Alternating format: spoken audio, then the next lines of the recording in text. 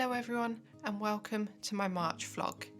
I'm hoping this month is going to be a good crafty month, so let's get into it. So in terms of projects for this month, for my other project this month I've picked puzzles, and that is just because I needed something that was a bit more quick and simple because of the other projects that I've got going on this month. For my knitting project I am trying to get my ear warmers finished. For my cross stitch project I've still got my Disability Pride flag cross stitch, and for my crochet project this month, a cushion.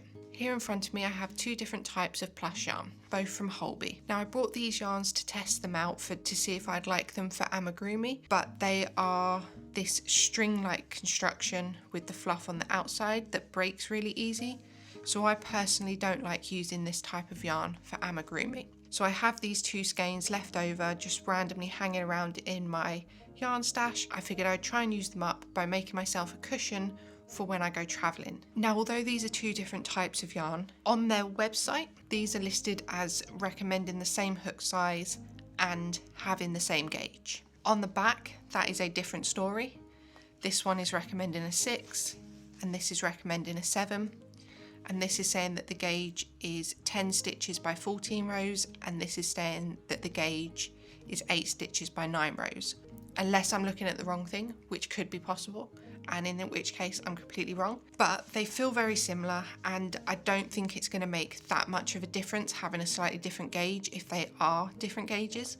I'm going to use the same hook size for both of them. I'm going to start with my 6mm, because I have that in a Clover and More and I don't have a 7mm in a Clover and More. So I'm going to start with this one. If it is too tight, I will move up to my other 7, but I would like to use my Clover and More hook if I can. So I drew out a little design. I'm not sure if you can see this here. I'll hold it a bit closer.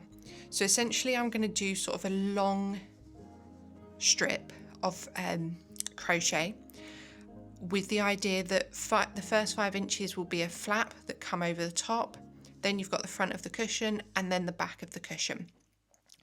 Now my plan is to do 2-inch stripes along the cushion. So I'm going to crochet 2 inches this morning, weigh it, times it by 13, which is how many lots of 2 inches I will fit in this, and then see where I get to. I'm going to use moss stitch for this project. So let's see where we get to. That is not the worst yarn bath I've ever had. This is why I don't like this yarn for amigurumi. I know it's the standard for amigurumi, but for me, I just prefer a slightly different yarn. I prefer, at the moment, my favourite yarn for amigurumi is Hello Love. But it is relatively difficult to get hold of. I need to count my stitches. Okay, so I had a little bit of a camera issue there. The camera switched off, so I'll just catch you up. I did my chains. I did enough that this length here is 12 inches, which is the size of the cushion that I am going for. And then I just started my single crochet, chain 1, skip, single crochet.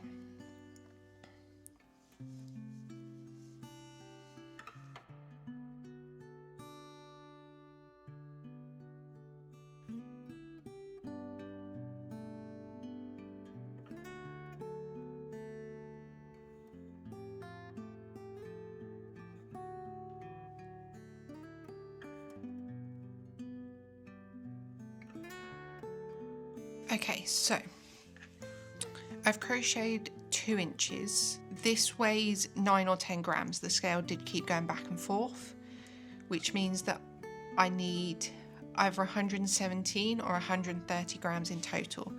Both of these are 100 grams each, so I should have plenty to do this project with just these two, which means that I don't need to go and buy another skein of yarn, which is a big relief because this becomes then a stash busting project. I'm going to work this project up through this month and just see how it turns out. This is the first time I'm making a cushion like this, so we will see what the result is.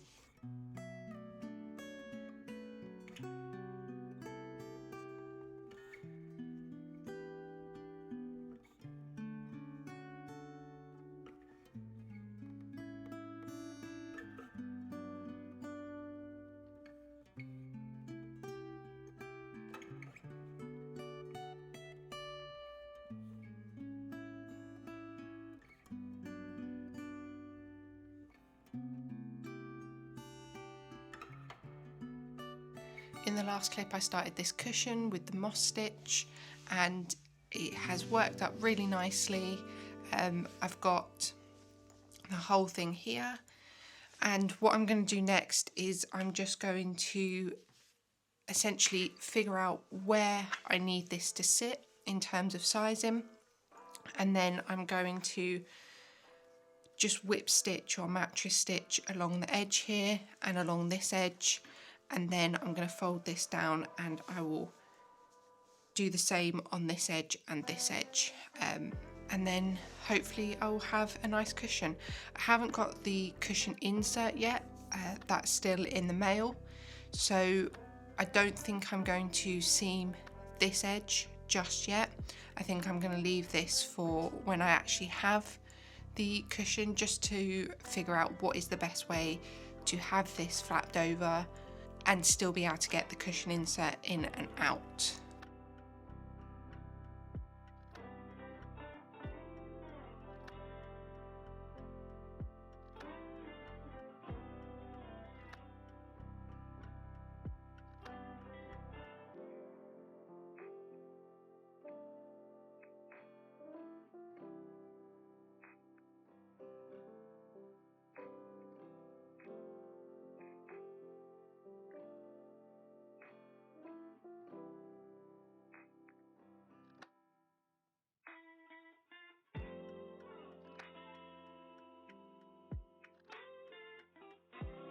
Okay, so I've now seamed up both sides.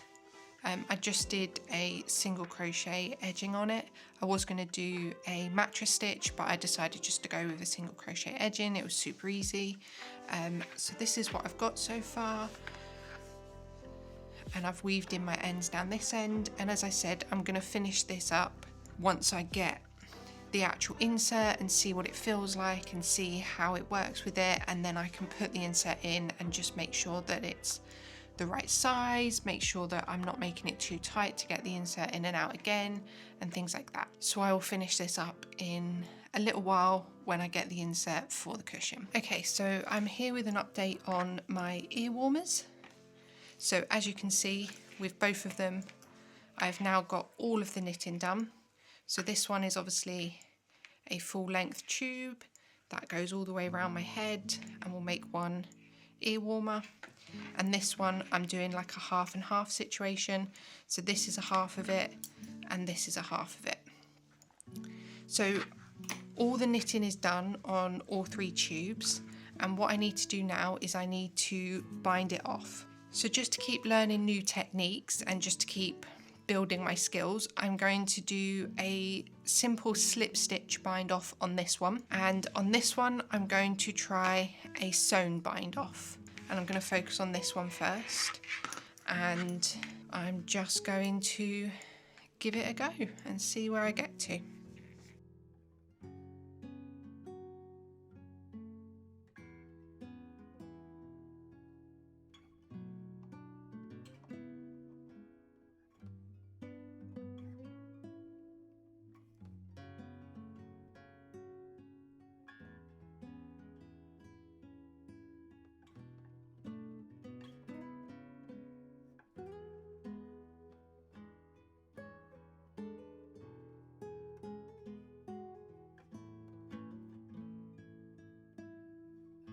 Okay, so I'm back with my ear warmer.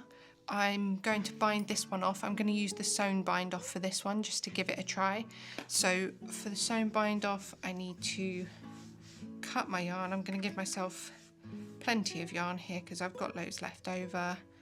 I'm going to cut it. So this is the first time I'm doing this, so it's a bit of learning as I go,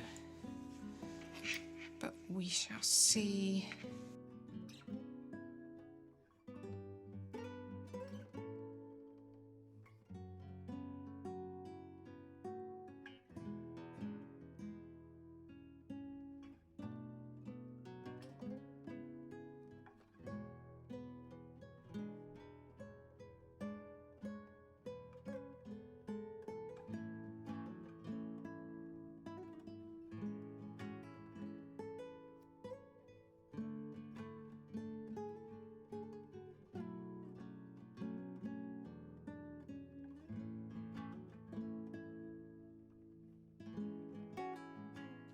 Okay, so here's the final update of what I've managed to get done in March.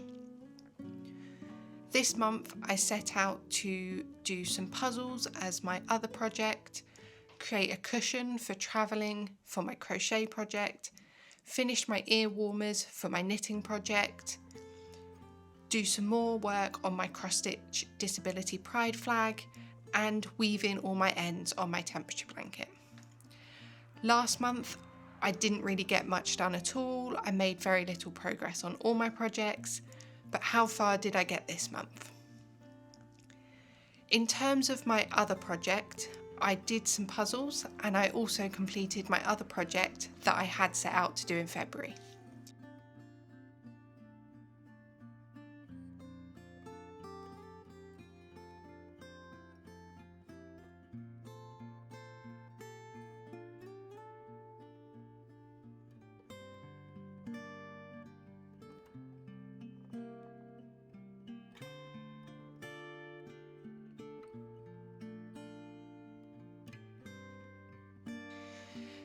So here is the little turtle that I was going to make in February but just didn't get a chance to, and he's all made here in March. And I did these two puzzles. It might be a little bit hard to see these puzzles because they are in plastic coverings already, but they are crystal puzzles and they are of Disney princesses. They were just really fun, easy projects to do. I had them left over from some of the stuff that I'd brought in Japan when I went there on a holiday, and I just wanted something easy, quick and fun to get done while I was working on so many other projects. So I made myself a little pillow for travelling out of some plush yarn. So I had about this much left of this skein and about this much left of this skein. I probably could have made the cushion a little bit bigger overall, but I'm quite happy with the size of it as a travelling pillow, and I think it worked out quite nice for a quick project. I think if I were to do it again, there is some things that I would change about this project. There is some things that I would do slightly differently, some things that I would change the way that I did them, but overall, as a quick project for this month, as a crocheting, stash busting, making something useful for my travels project, I think it worked out great. I am going to put a button in here just to keep this little lip secure here, and I am going to tidy up a few of the ends that are still poking out, that have come out as I've sort of moved things around a little bit, just to neaten it up a little bit, but overall I'm very happy with it. Okay, so next, ear warmers. Here are my 3 tubes. I've got the alpaca yarn here, which is much longer because this is going to be a single tube coming around into one ear warmer.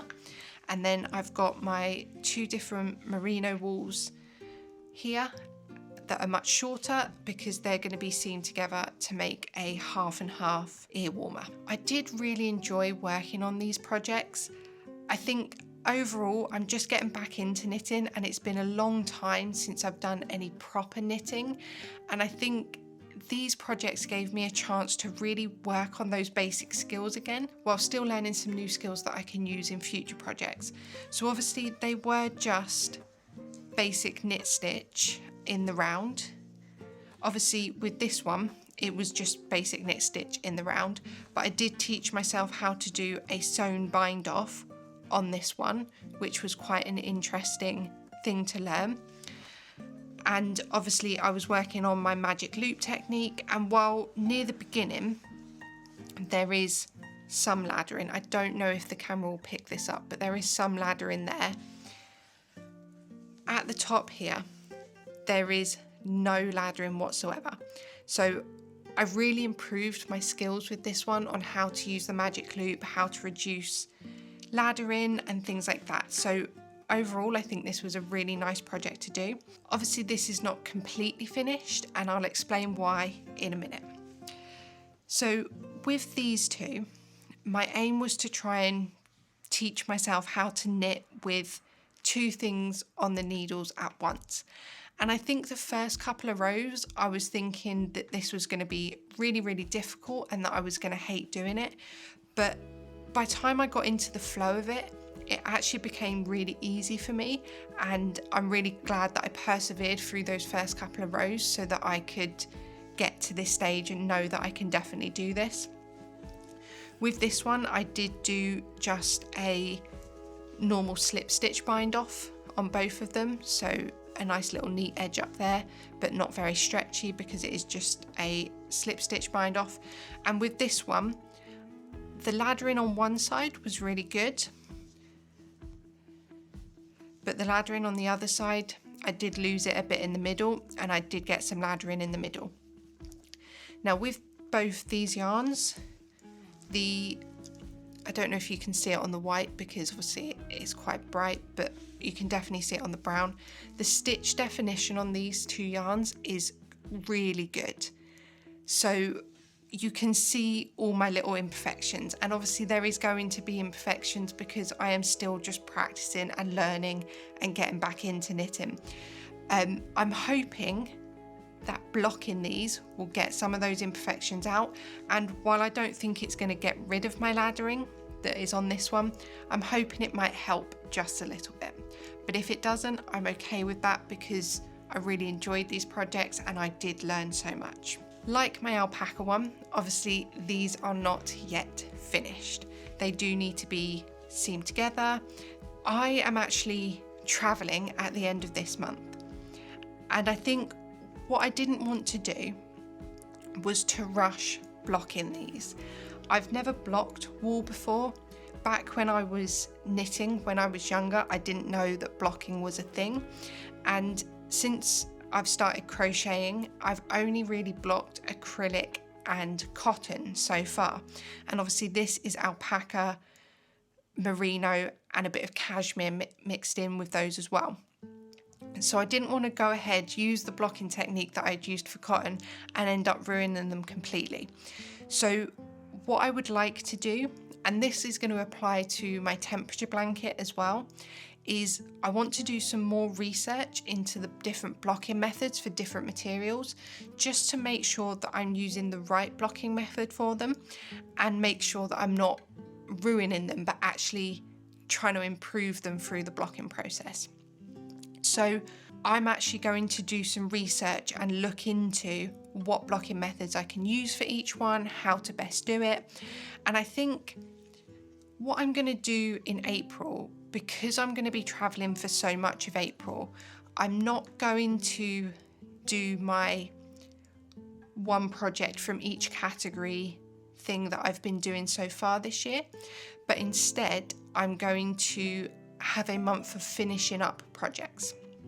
So in April, I'm hoping to have quite a few things, designs, my ear warmers, my temperature blanket, that will need to be blocked and finished off. And I can sort of spend some time at the end of April when I don't really have time to do a full schedule of projects, but I've just got that bit of time to finish up projects that I've already worked on, that are sitting in my blocking pile ready to be blocked, that will be added to that blocking pile by what I do on my travels. So long story short, I haven't blocked these yet, but that is coming at the end of April, and then obviously I will seam them together once I've done that and create the actual ear warmers through that. Okay, so my final update is my temperature blanket. From the end of February and through March, I have been weaving in my ends. Obviously you can see they're still a bit messy here. I do need to trim these, but I wanted to weave all my ends in before I trimmed them, but the ends are now weaved. I have also, where I've changed yarn and I've had these knots, I have just put sort of an extra bit of what I would call anchoring, just to try and keep them in place and make sure they don't pop through to the front of the blanket. This felt endless. There were so many ends, and that I didn't even mean that as a pun. It felt like it was going on forever and ever and ever, and I was so bored of the ends, but they are all done. All my knots are anchored, all my ends are weaved in. I've just got to trim them up, and then when I get back from my holiday, this is going to be blocked, and then I'm going to put a border on it. So the plan for this, obviously I can't show you the whole thing, but I'll sort of demonstrate here. I'm making a double thickness blanket, so it will be like this where it is folded over in half, and so I'll put a border around the edge. Now, something I did manage to get done in March was to practice doing the border. Now, this looks a bit odd because I only did the border sort of a quarter of the way up, but that's because I was planning to practice a different border on another bit of this, so I didn't want to completely fold it in half. But actually I learned everything that I needed to learn from this border here. What I learned was just doing a slip stitch was a bit too tight for this thickness of material once it's folded over, and putting a chain space in between the slip stitches, again, that was too much. So what I preferred was just a single crochet. It almost gave me a bit more space than that slip stitch, but not as much space as the slip stitch with a chain space in between. So this is the border that I will be using to do my blanket, and I will be doing it over the folded edge as well, just because I want the whole thing to look nice all the way around. And then obviously I'll be going down the open edges, and obviously I will seam the two ends together as well. But that was my update for March. I'm really happy with what I got done this month. I feel like I made some really good progress on projects that have been going for a long time, and I started and completed some new projects. For now, I hope you have a good crafting month. I hope you're happy with your progress for March, and I hope you have a fantastic craft in April. See you in my next video.